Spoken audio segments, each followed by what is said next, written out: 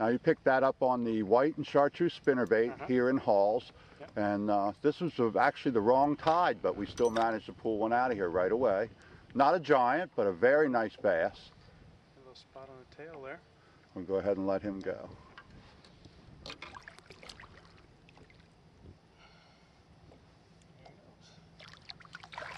All right, let's go get some more.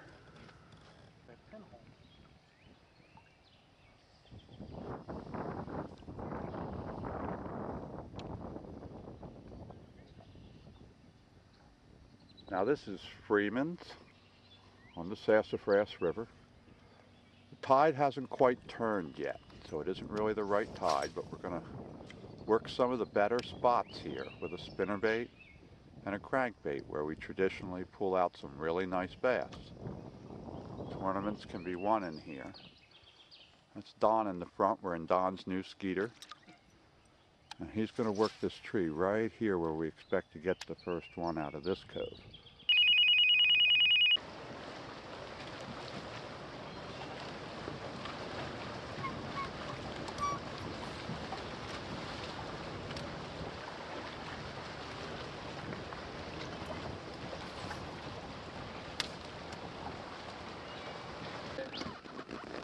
That's a keeper, 16 inches.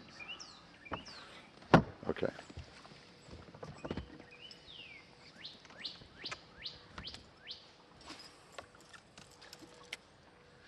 Here in Swan Creek, same place where we were last year, where they hit in here really hard. Caught quite a few of these fish. All of them are about this size or a little bit smaller. See, these fish are in here spawning. That fish has either already made the bed and is guarding it, or is getting ready and in there making it right now. See those fins all torn up? Dropped its eggs. If that's a female, there's no eggs in there. Hard to tell. Let's let her go back in there. The fish came on a crankbait. We caught quite a few that size. Nothing really huge today. What we have is a wave of males that have waded their way into this creek right now. Females should be around here somewhere, but a lot of times have to do something a little bit different. One thing that you'll learn by fishing either the Potomac or the Upper Bay is do not be afraid of shallow water. Here we are at the last, I'd say it's probably the last half hour of the outgoing tide. We're almost in dead low tide. We could hardly get the boat in. You had to trim the motor all the way up. This tree's probably not even sitting in a foot of water. And I threw my Senko in next to the side of the base of the tree, and a fish took it right there. So, perfect example of how these fish go shallow, but my trolling motor's digging so much mud, you would never think they're in there. I don't know whether it's a perch or what. He's got it. He's running. Stripped me again. That's a bass, man. That's so strange. Picking it up by the tail. That's definitely a bass. I could tell by the way it hit. Small bass, I guess, on a bed. Just picking it up off their bed and moving it.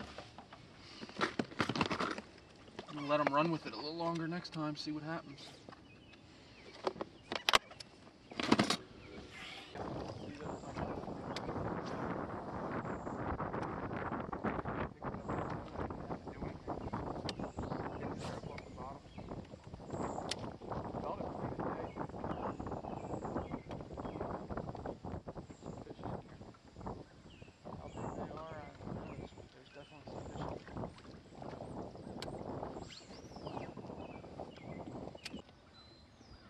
I've got a bent hook.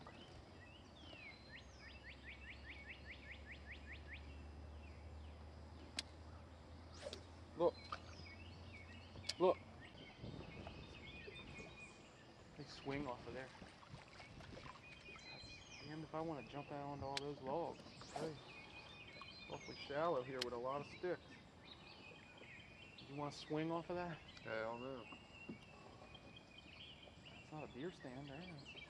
Not unless they're shooting deer that are swimming across the border. Well, they walk along the What, along the edge here? Yeah, there's a lot of deer in the Aberdeen Proving Ground. A lot.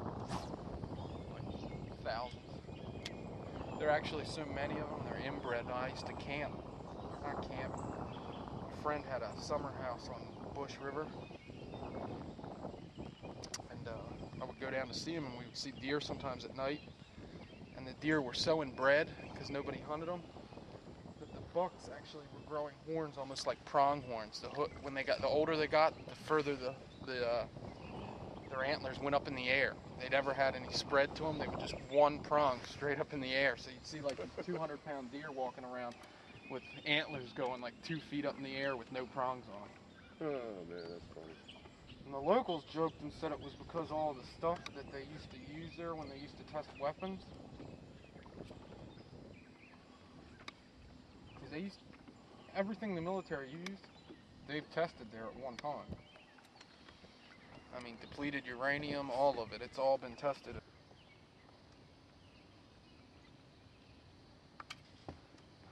Today, the bait that we're catching some of the larger fish on that are actually spawning or making their beds are actually on the beds right as we speak. The bait that's really been catching a lot of those fish is the standard Yamamoto Senko, rig Texas rig. Most people throw it weightless, but in a tidal situation where you have some current, we go with this 32nd, 16th, no heavier than a 16th. This is a 32nd ounce weight, just to get it down to the bottom. Originally, when this bait came out, it's been out now for about 12 years. Originally, when it came out, it was used strictly as a soft plastic jerk bait. Even Gary Yamamoto, the producer of the bait, really didn't know what he had. He kind of lucked upon the salt formation that he used to make the baits, and then about 5 years after that, a lot of pros were using it as a jerk bait, and when the fish would hit the bait and miss it, they would let it sink. And then they started catching the fish on that horizontal fall with that quiver, and they started realizing that that was the way the fish want it. So that's something we use a lot on the rivers. A lot of times these bass that get on a fluke bite, but when they miss the fluke or they turn off a little bit, it doesn't have the same action when you kill it and let it fall. It kind of nose dives or swims side to side, and that's not the action you want. So we'll actually use this bait not only as a jerk bait, but then we'll also kill the bait and let it fall, and that's a technique that works a lot here later in the year on the river on the Upper Bay. There's a salt formation that actually makes It's a fish on the bed right next to that tree. Is there? Yep. That's how you do it, just like that. Pull it right off the bed. Okay, we'll sit here for a minute, try catching it. Would you see it move? Yeah. Should be one at the end of this tree too. A lot of deep wood here deep enough. I'll do a couple on this tree.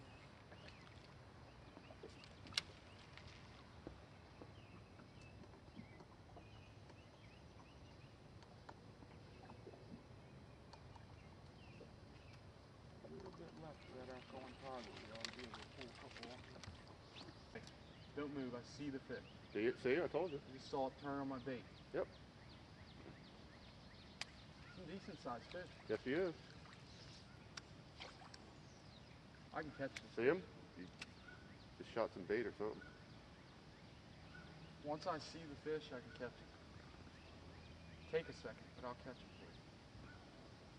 You can only catch glimpses of him. I wish we could get some sun down here. He moved on my bait when it came by. That's a snake swimming over the log. Yes, it is. This fish isn't a bad fish. The fish that I saw has got some weight to it.